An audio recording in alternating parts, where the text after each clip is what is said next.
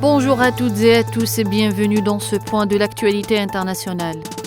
Les débats autour de la situation humanitaire à Gaza se sont poursuivis très tard dans la soirée d'hier au sein du Conseil de sécurité de l'ONU et devront se terminer par le vote aujourd'hui d'un projet de résolution présenté et rédigé par le Guyana et les 10 membres non permanents du Conseil de sécurité, exigeant un cessez-le-feu immédiat, inconditionnel et permanent à Gaza.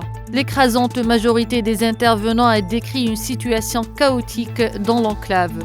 En tant que force occupante, l'entité sioniste est accusée d'utiliser la famine comme moyen de guerre et de commettre des crimes de génocide à travers le refus de laisser entrer l'aide humanitaire à la population palestinienne de Gaza.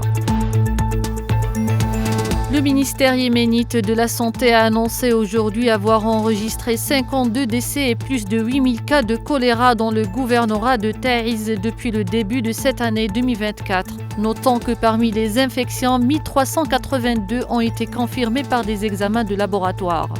Depuis plus de 2 ans, le Yémen connaît une accalmie dans une guerre qui a commencé il y a une dizaine d'années. Mais la guerre a détruit la plupart des secteurs, notamment celui de la santé, et provoqué l'une des crises humanitaires les plus désastreuses au monde, selon les Nations Unies.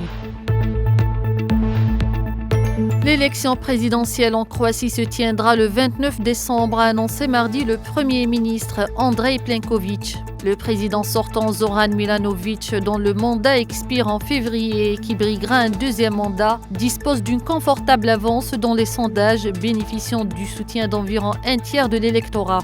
Selon des sondages d'opinion, aucun candidat n'obtiendrait la majorité au premier tour et le vainqueur de l'élection serait alors désigné lors d'un second tour le 12 janvier.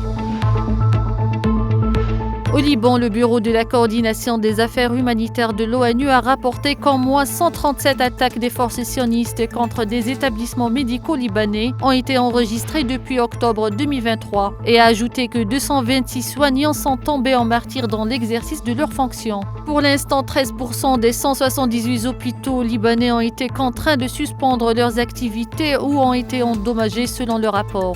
Le ministère libanais de la Santé a annoncé mardi soir que 3544 personnes sont tombées en martyrs et 15 036 autres ont été blessées depuis le début de l'agression sioniste.